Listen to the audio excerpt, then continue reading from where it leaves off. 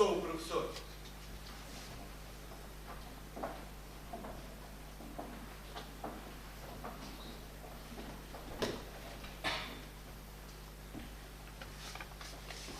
Eu tenho uma escola na cidade e tenho um aluno cujo pai morreu.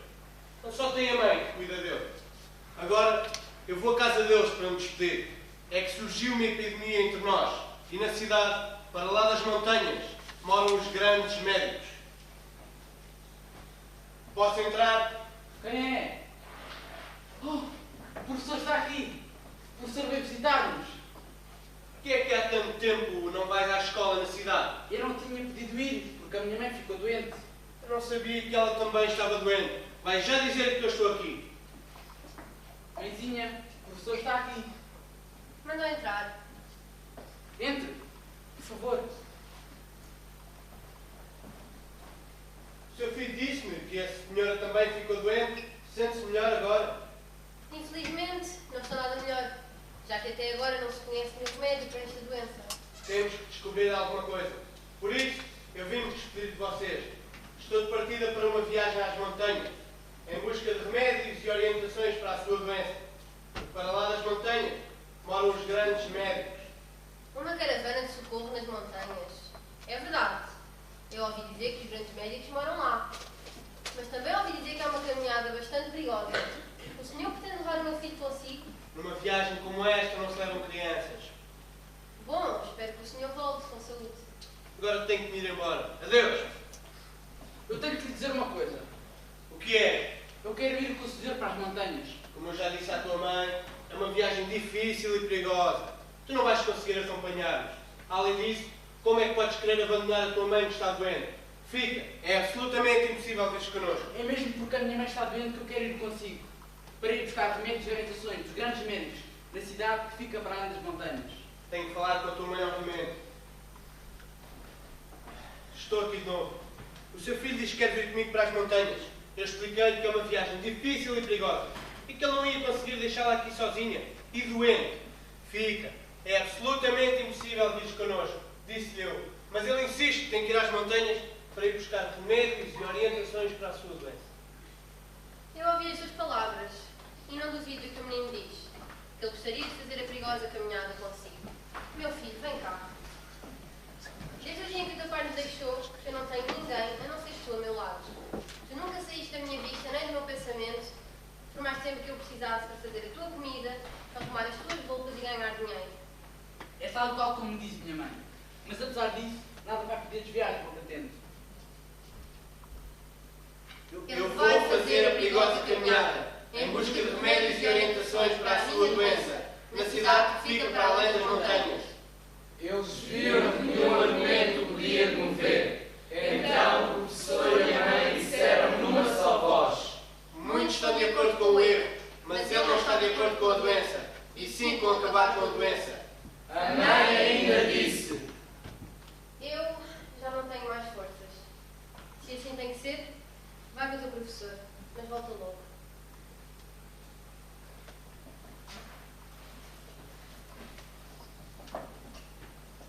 As pessoas começaram a viagem para as montanhas. Entre elas estavam o professor e o menino, mas o menino não podia suportar tanto esforço. Forçou demais o seu coração, que lhe pedia que voltasse atrás imediatamente. Na alvorada, ao pé das montanhas, ele quase não conseguia mais arrastar os seus pés cansados. A subida foi rápida. Ali está a primeira cabana. Lá nós vamos parar um pouco. Nós obedecemos. Eu tenho que dizer uma coisa. O que é? Eu não me sinto bem. Para com isso. Quem faz uma viagem como esta não pode dizer essas coisas. Talvez tu estejas cansado por não estares acostumado a subir montanhas. Para e descansa um pouco. Parece que o menino está cansado por causa da subida. Vamos perguntar ao professor. Sim, perguntem! Nós ouvimos que o menino está cansado por causa da subida. O que é com ele? Você está preocupado com ele? Ele não se está a sentir bem, é só isso. Ele está só cansado por não estar acostumado a subir montanhas. Então você não está preocupado com ele? Tu ouviste? O professor disse que o menino está somente cansado por causa da subida. Mas ele não está com uma aparência muito estranha. Logo depois da cabana vem a passagem estreita. Só se pode passar por ela agarrando-se à rocha com as duas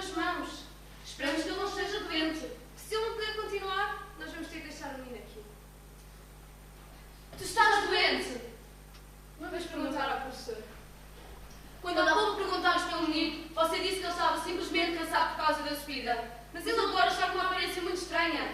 Olha, ele até está sentado. Estou a ver que ele ficou doente. Tentem carregá-lo através da passagem estreita. Vamos tentar.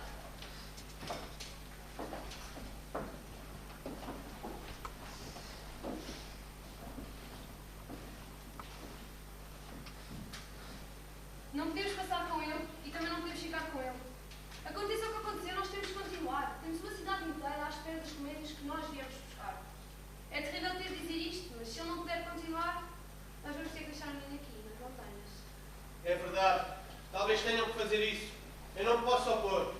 Mas eu acho justo que se pergunte àquele que ficou doente se deve voltar atrás por sua causa.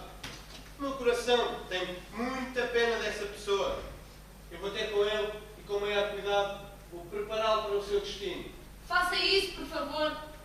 Nós vamos lhe perguntar se ele quer que se volte atrás por sua causa. Porém, mesmo se ele quiser, nós não vamos voltar atrás e sim deixá-lo aqui e continuar. Presta atenção. Como tu ficaste doente e não podes continuar, vamos ter que te deixar aqui. Mas eu acho justo que se pergunte àquele que ficou doente se deve voltar atrás por sua causa. E o costume exige que aquele que ficou doente responda: vocês não devem voltar. Eu compreendo. Tu exiges que se volte atrás por tua causa. Vocês não devem voltar atrás. Então, tu estás de acordo em ser abandonado aqui? Eu quero pensar. Sim, eu estou de acordo. Ele respondeu conforme a necessidade. Eu disse sim! Continuem! Agora continuem. Não parem, porque vocês decidiram continuar. Eu tenho que dizer uma coisa. Eu peço que não me deixem aqui e se me atirem para o vale, porque eu tenho medo de morrer sozinho. Nós não podemos fazer isso. Parem! Eu exijo. É fácil decidir o seu destino, mas difícil é executá-lo. Estão prontos para o atirar para o vale? Sim. Encosta a cabeça nos nossos braços. Não faças força. Nós levamos-te com cuidado.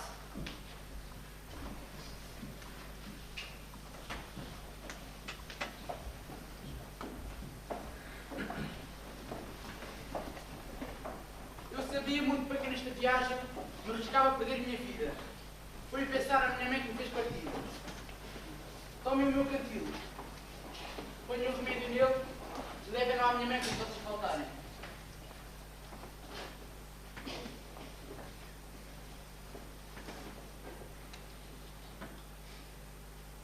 Então os amigos pegaram no cantil e deploraram os tristes caminhos do mundo e as suas duras e amargas leis, e atiraram o menino, pé com pé, um ao lado do outro, pela beira do abismo. De olhos fechados, eles atiraram o menino. Nenhum foi mais culpado que o outro. E atiraram pedaços de terra e umas pedrinhas logo em seguida.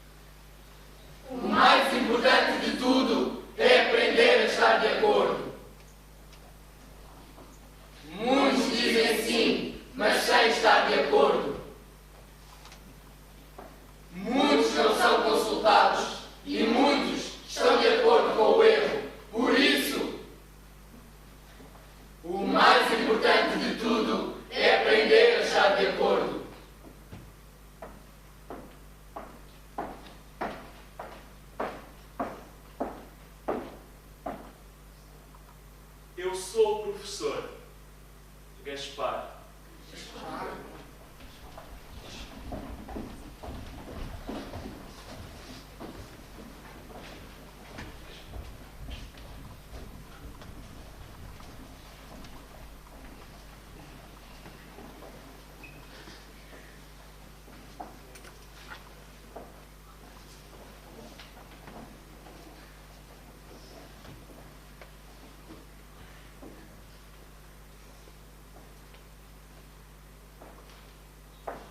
Eu tenho uma escola na cidade. Tenho um aluno chamado Portugal, cujo pai de nome Justiça morreu. Ele agora só tem a mãe Democracia que tem cuidado dele. Eu vou até a casa deles para me despedir, porque estou de partida para uma viagem de estudos através das montanhas. Porque na cidade de Bruxelas, que fica para além das montanhas, moram os grandes mestres. Posso entrar? Quem é? Oh, o professor Gaspar está aqui. O professor Gaspar vem visitar-nos. Porquê é que há tanto tempo faltas à escola na cidade, em Portugal? Eu não podia ir porque a minha mãe Democracia ficou doente. Eu não sabia que ela também estava doente. Por favor, vai já dizer-lhe que eu estou cá. Mãezinha, o professor Gaspar está aqui. Manda-me entrar. Entre, por favor. Há muito tempo que eu não venho aqui. O seu filho Portugal disse que a senhora doutora Democracia tem estado doente. Está melhor agora? Não se preocupe com a minha doença. Não há de ser nada. Fico contente de ouvir isso.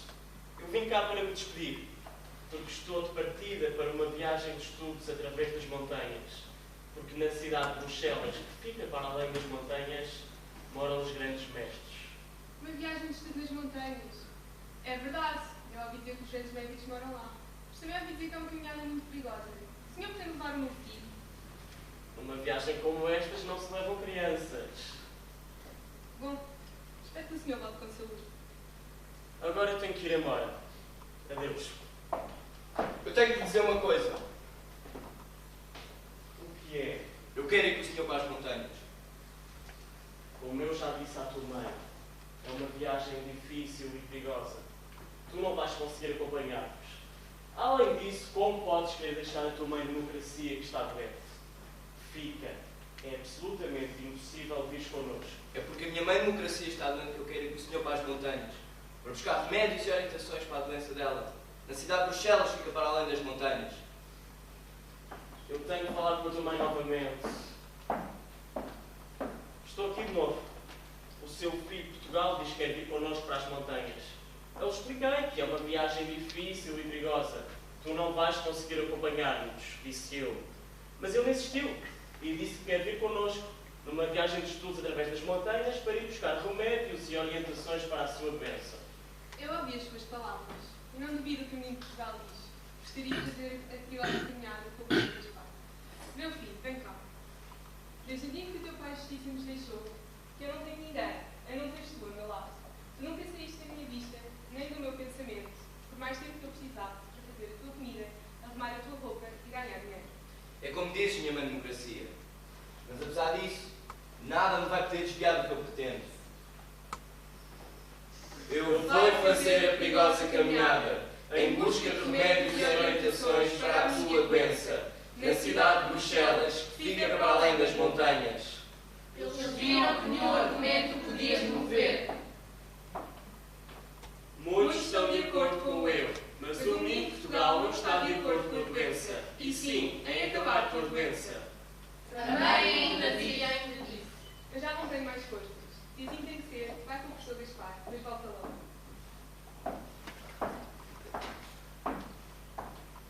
As pessoas começaram a viagem para as montanhas. Entre elas estavam o professor Gaspar e o menino Portugal. Mas o menino Portugal não podia se mostrar de esforço. O professor mais o seu coração, que lhe pedia que voltasse atrás imediatamente.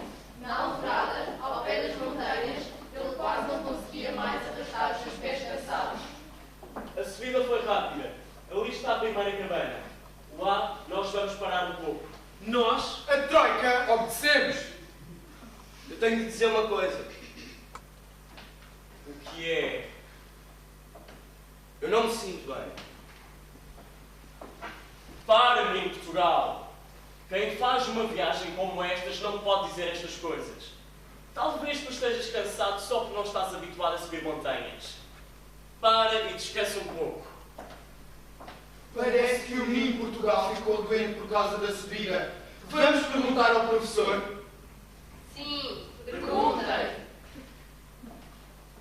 Nós, a Troika, ouvimos que o menino Portugal ficou doente por causa da subida. O que se passa com ele? Você está preocupado com ele? Ele não se está a sentir bem, é só isso. Está só cansado por causa da subida. Então, você não está preocupado com ele? Vocês ouviram? O professor Gaspar disse que o menino Portugal está somente cansado por causa da subida. Mas ele não está com uma aparência muito estreita. Logo depois da cabana, vem a passagem estreita. Só se pode passar por ela agarrando-se à rocha com as duas mãos. Nós não podemos carregar ninguém. Devemos então seguir o grande costume e atirar o menino para o vale. A subida da montanha fez-te mal? Não, vejam, eu estou em pé. Eu não estaria sentado se estivesse doente. Mestre, há pouco, quando perguntamos pelo menino de Portugal, você disse que ele estava simplesmente cansado por causa da subida, mas agora ele está com uma aparência muito estranha. Olhe, ele até está sentado. É terrível ter que dizer isto, mas há muito tempo que reina um grande costume entre nós, imposto pelo Reich. Aquele que não pode continuar será atirado para o vale.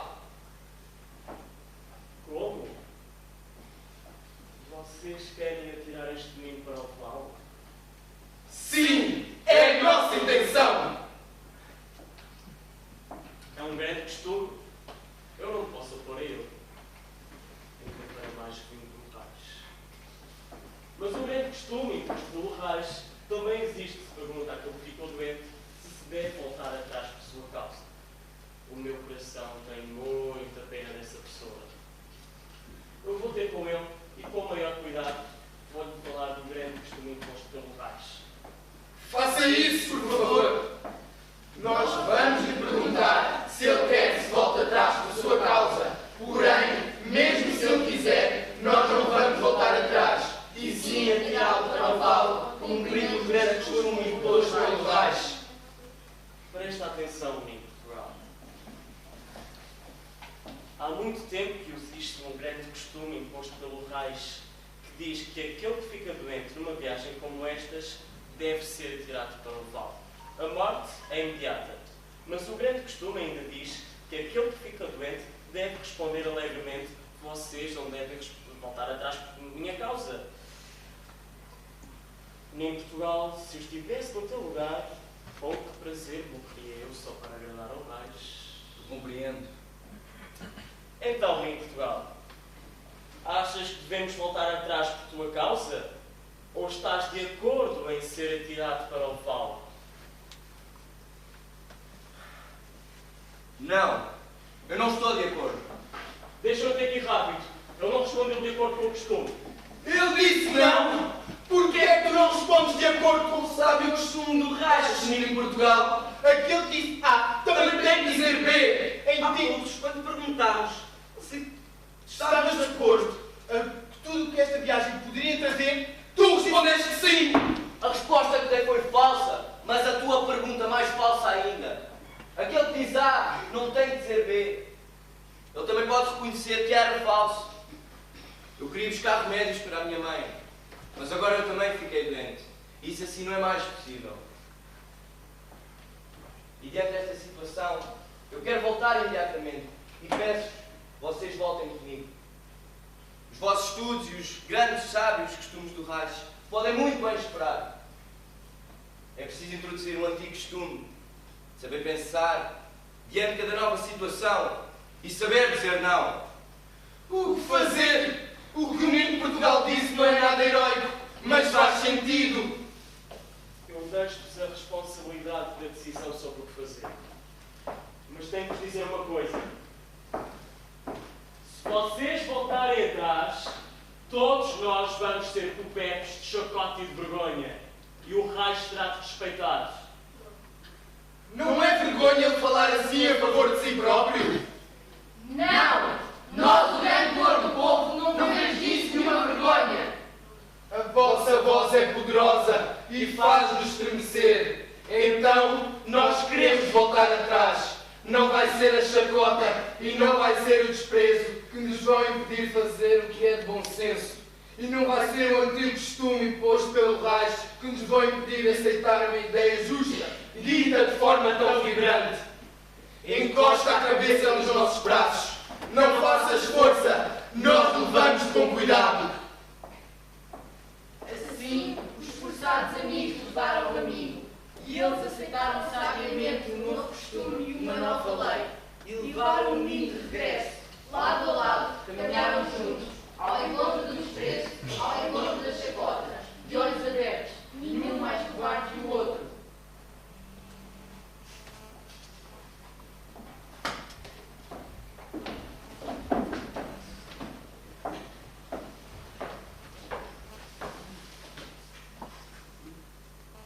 Nunca o Sr. Best escreveu sobre Portugal, mas dadas as circunstâncias não nos vai levar a mal. Que aquele que disse sim, saiba agora dizer não, colocando no devido lugar aquele que nos rouba o pão.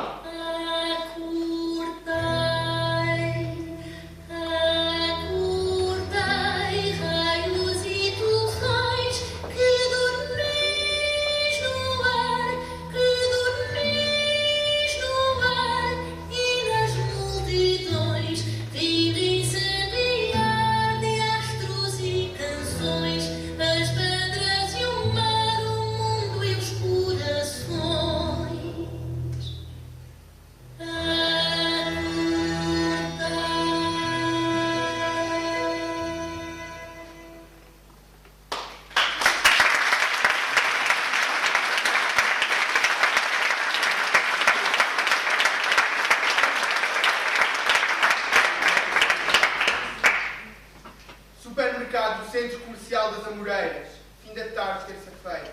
Uma jovem mãe, acompanhada pelo filho com 6 anos, está a pagar algumas compras que fez.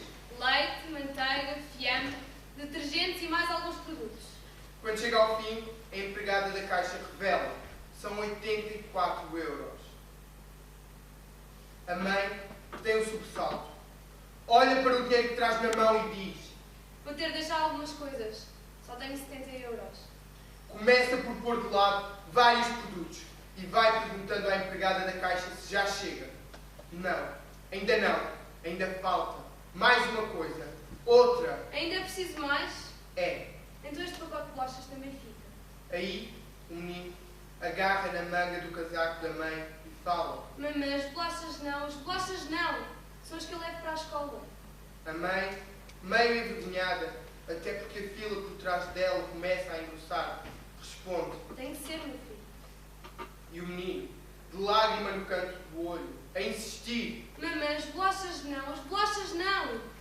Um momento embaraçoso é quebrado pela senhora atrás da jovem mãe. Quando são as bolachas? Pergunta a empregada. Ponha na minha conta. O menino sorriu, mas foi um sorriso muito envergonhado. A mãe agradeceu, ainda mais envergonhada. A pobreza de quem nunca pensou que um dia podia ser pobre enche de vergonha e pudor os que a sofrem. Tenho certeza que o ministro Vítor Gaspar não conhece este menino, o que seria obviamente muito improvável. Mas desconfio que o ministro Vítor Gaspar não conhece nenhum dos meninos que estejam a passar pela mesma situação.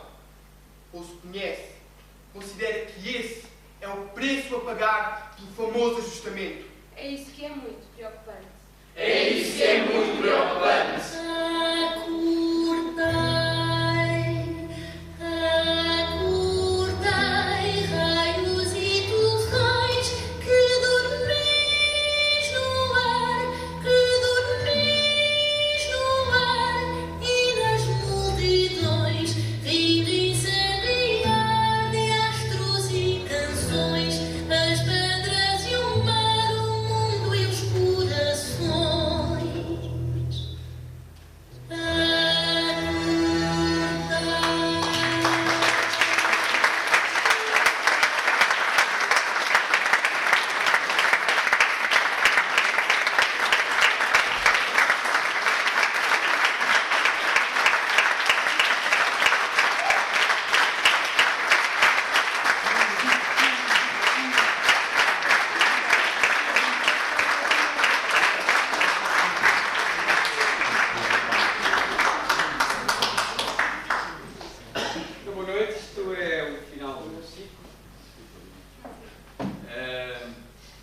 de qualquer modo, estes 3 dias também fizeram parte de uma permuta e de uma partilha que fizemos entre nós. Alguns já cá estiveram, portanto eu vou tentar não me repetir. Ontem disse que o teatro, de qualquer modo, era uma coisa que tinha voz e quem tem voz tem que a usar. Não compreendo o teatro de outra maneira que não seja para dizermos aquilo que pensamos.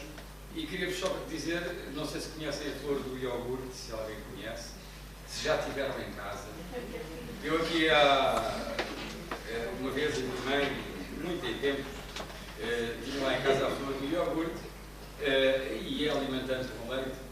Aquilo todos os dias tinha que se cortar um pedacinho, pôr de lado e tal, e depois dava-se às pessoas se quisessem, e depois já se fazia, sei lá, pagava-se quase para levarem a flor do iogurte, porque aquilo ia sempre crescendo, mas era muito saudável.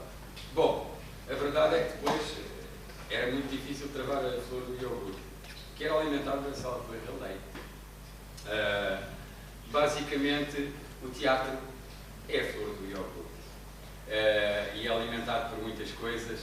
E agora só para vos explicar porque é que me lembrei disto, é porque começou lá em tempos muito idos, quando havia um senhor chamado Platão, que na República disse: ponham fora os poetas, porque os poetas só estão aqui a fazer coisas que não devem, portanto os poetas falam de uma coisa que não precisam nada de falar e, portanto, só estão a ser uma má influência.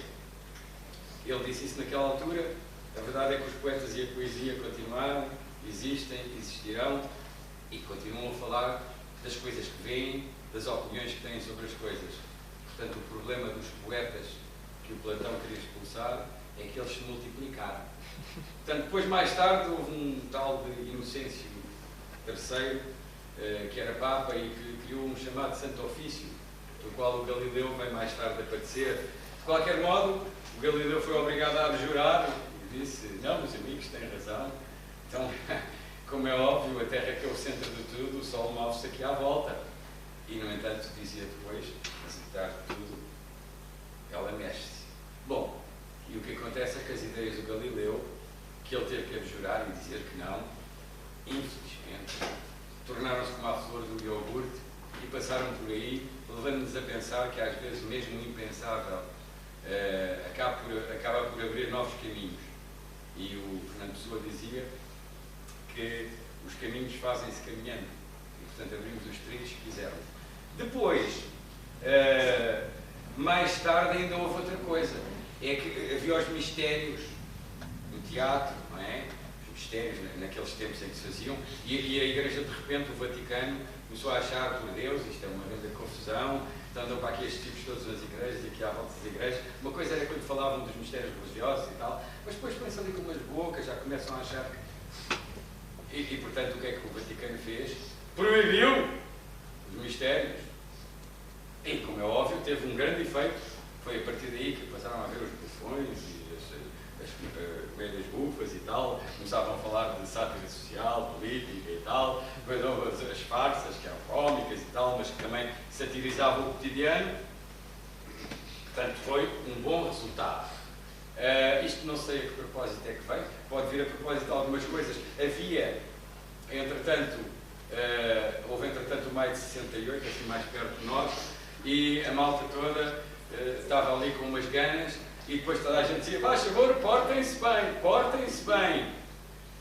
Havia umas frases do maio de 68 que eu gostava de recordar, que era, havia uma que dizia: já há muito tempo que nesta latrina o ar se tornou irrespirável. E outra que dizia: é proibido proibir. E o é proibido proibir, tal como a flor do iogurte, parece que teve mais sentido no teatro e nas artes do que outras coisas. Depois havia um senhor que se chamava José Afonso, que também era assim um senhor muito utópico. E eu agora só me estava a lembrar de uma pequena quadra de uma canção dele, que dizia... Agora vou-me atrever a cantar.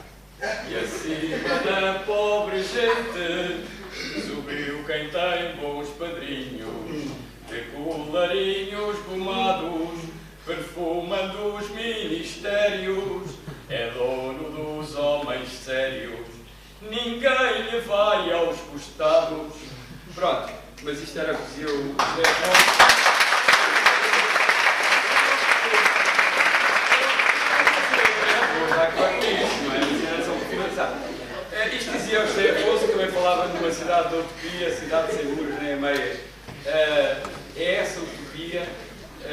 que começou a ser construída algum dia e que nos leva a ter esta liberdade de estar aqui e de poder, através de um texto de Brecht, poder falar de um ministro que existe e que se chama Gaspar.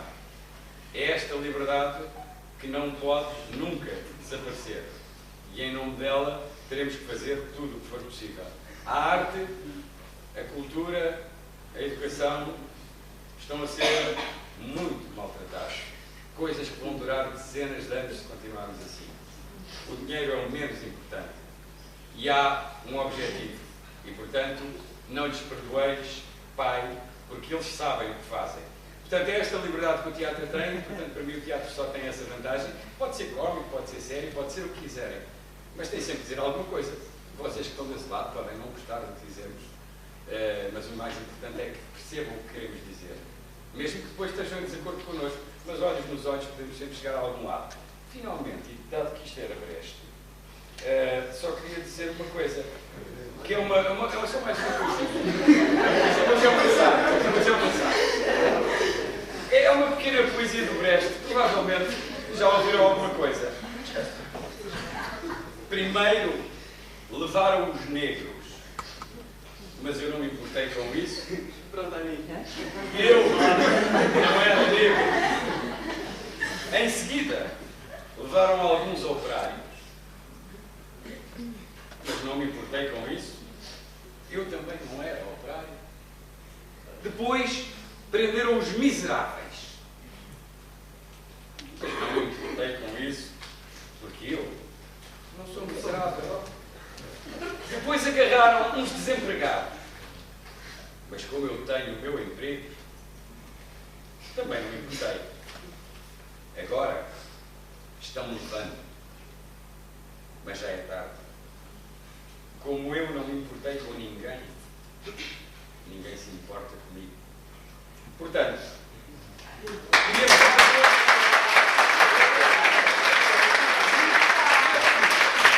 vou buscar uma charada para levarem para casa. Isto também é para todos. Há uma coisa que não pode nunca voltar, mas que é uma espécie de travesti de má qualidade. E essa coisa, porque os travestis são importantes, e tudo o que é de boa qualidade é importante. É uma palavra que vocês levam para decifrar, como um enigma. Há um pequeno glutão que atravessa todos os tempos, desde o princípio da humanidade, talvez, ou pelo menos da humanidade civilizada como a conhecemos, que se chama Homo Zig-Zag. E eu desejo que descubram o que é o Homo Zig-Zag e, por favor, quando o encontrarem em algum lado, travem-o por todos os meios ao vosso dispor, mesmo pela violência. Porque a violência, tal como dizia o Brecht e eu disse ontem, do rio tudo arrasta-se, diz violento, mas ninguém diz violento das margens que o oprimem. Para terminar, quero agradecer e dizer que este projeto e esta utopia só é possível graças ao apoio do Pelouro da Juventude e Desporto da Freguesia de Benfica. E agora tenham uma boa noite e nós acabamos aqui um ciclo, mas vamos continuar com certeza. Obrigado.